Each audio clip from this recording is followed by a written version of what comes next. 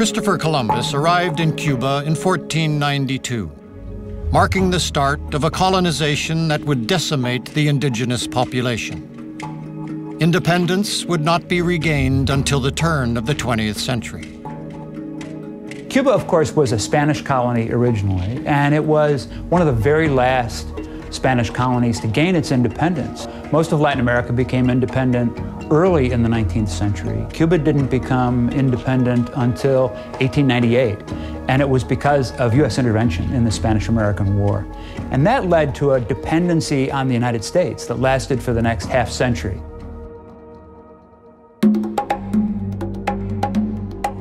This is Stuart Novin speaking from the business section of downtown Havana. Just 28 days ago, a revolution threw out one government and brought in a new government.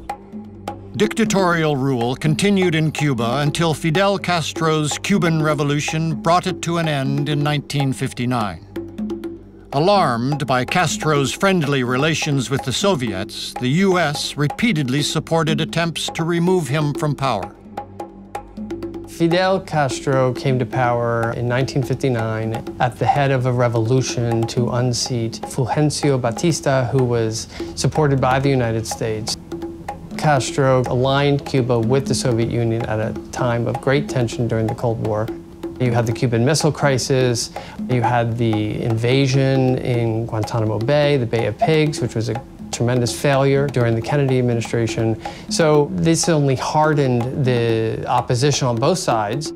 Fidel Castro was able to really mobilize that sense of nationalism and anti-Americanism in his revolution in 1959.